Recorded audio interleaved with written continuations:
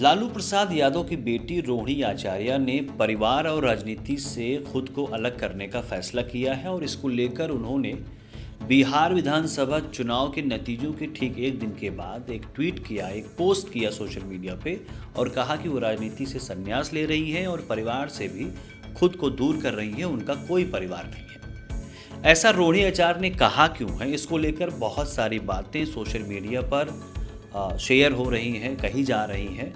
इसके पीछे संजय और रमीज़, इन दोनों का नाम आ रहा है। संजय तेजस्वी यादव के जो चुनावी मैनेजमेंट का काम है वो देखते हैं, रमीज़ भी उसी टीम का हिस्सा है। अब इसमें रोहिणी ने जिस तरीके से संजय पर सवाल उठाया कि चुनाव का जो मैनेजमेंट का काम था वो तो आप देख रहे थे, तो सीटें 25 क्यों आई, तो इस पर जो खबरें सामने आ रही हैं उसको लेकर हम बता दें कि रोहिणी को ही सुनाया गया और उससे क्षुब्ध होकर उन्होंने वहाँ से खुद को अलग करने का फैसला लिया और अब वो दिल्ली जा चुकी हैं। दिल्ली से वो सिंगापुर जाएंगे।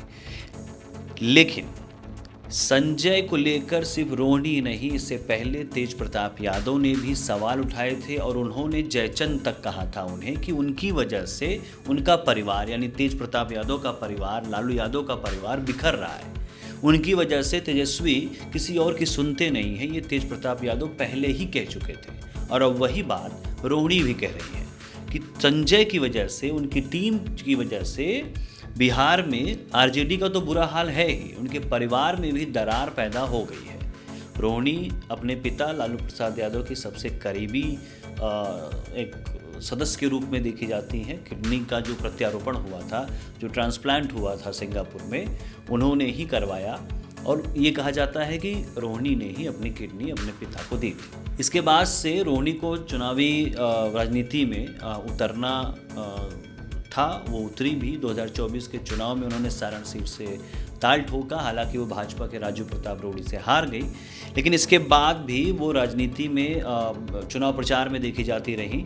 ख़ास बात ये है कि उनकी सक्रियता से शायद कोई तो ऐसा था आरजेडी में जो इनसिक्योरिटी फील कर रहा था, असुरक्षा की भावना थी रोहिणी को लेकर। एक फैक्ट ये है कि बिहार विधानसभा चुनाव से पहले या कह लें कुछ महीनों पहले रोहिणी ने सोशल मीडिया अकाउंट्स के ज़रिए तेजस्वी यादव को अनफॉलो कर दिया था, यानी बातें बहुत पहले ही बिगड़ चुकी थी और उसको सिर्फ चुनाव तक समेटा जा रहा था, बिखरने नहीं दिया जा रहा था। और जैसे ही चुनाव बीता, नतीजे आए, नतीजों में आरजेडी की बुरी हार हुई, उसके बाद रोहिणी आचार्य ने खुद को रोका नहीं और सोशल मीडिया पर लिखा कि ये परिवार मेरा कोई नहीं है और मैं राजनीति संन्यास लेती हूँ। यानी तेज प्रताप यादव के बाद रोहिणी भी उस परिवार का अब हिस्सा नहीं है। जहाँ तेज प्रताप यादव को परिवार ने निकाला, वहीं रोहिणी ने खुद को उस परिवार से अलग किया हुआ है।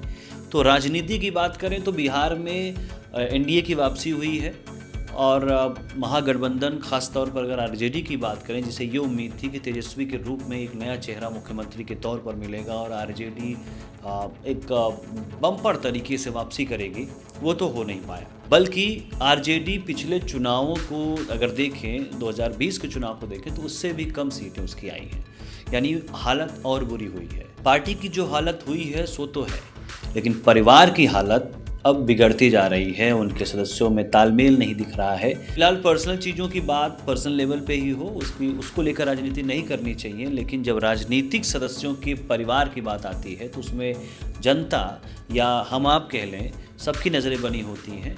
और आज की तारीख में लालू यादव का परिवार और पार्टी दोनों बिखरे हुए नज़र आ रहे हैं। आपकी क्या राय है? कमेंट बॉक्स में ज़रूर बताइएगा।